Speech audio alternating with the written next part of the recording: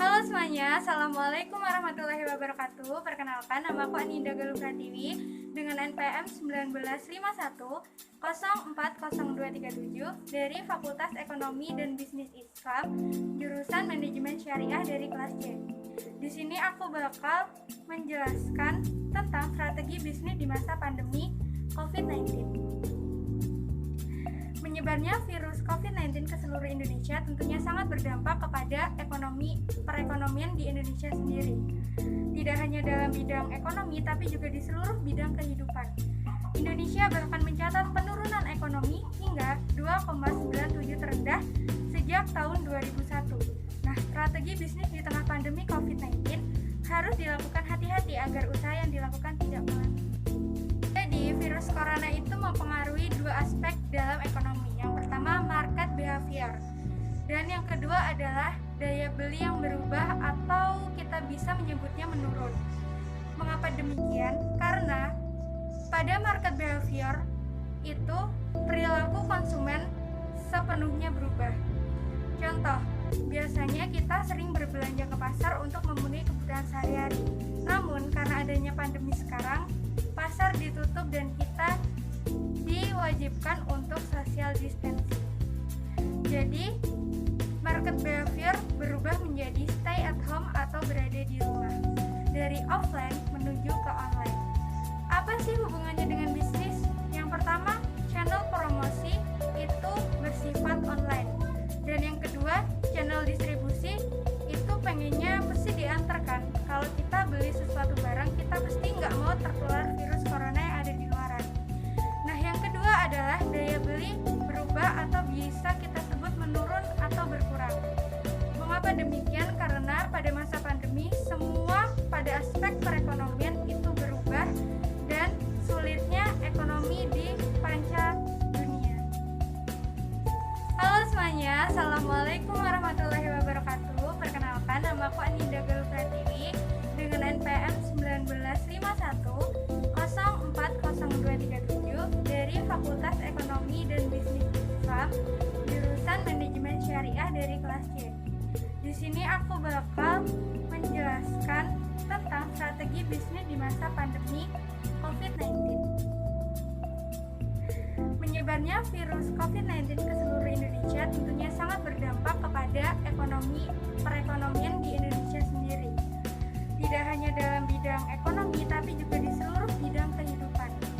Indonesia bahkan mencatat penurunan ekonomi hingga 2,97 terendah sejak tahun 2001. Nah, strategi bisnis di tengah pandemi COVID-19 harus dilakukan hati-hati agar usaha yang dilakukan tidak melanda.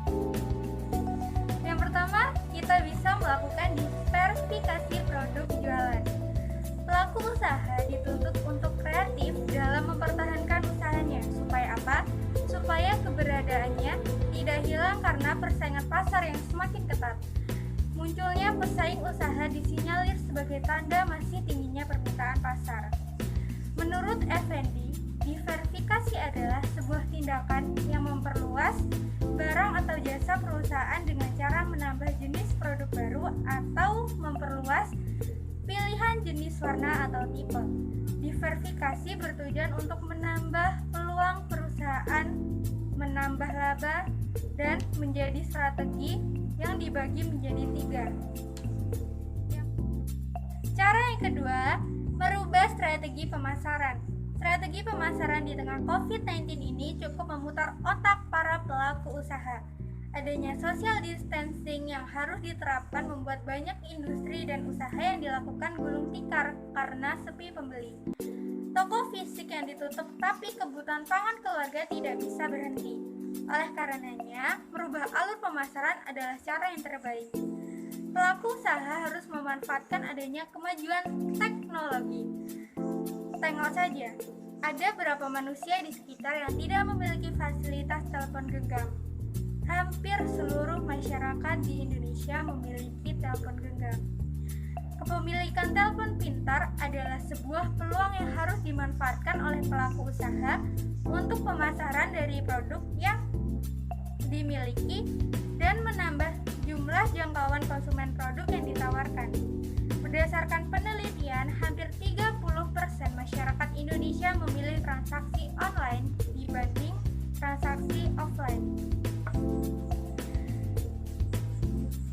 ketiga, memanfaatkan reseller dan dropship. Secara bahasa, reseller adalah seorang yang menjual kembali produk dari supplier kepada konsumen. Menjadi seorang reseller memerlukan modal yang digunakan untuk menyetok barang dari pihak supplier. Reseller berdiri sendiri, maksudnya bukan merupakan bagian dari supplier. Dropshipper adalah seorang yang menjual kembali barang dari supplier. Bedanya, seorang dropshipper tidak perlu menyetok barang sendiri. Dia hanya perlu memperhatikan barang kepada konsumen. Pesanan yang didapat akan diteruskan kepada supplier. Pihak supplier akan mengirimkan barang kepada konsumen atas nama dropshipper sebagai pengirim. Cara inilah yang membuat modal sebagai dropshipper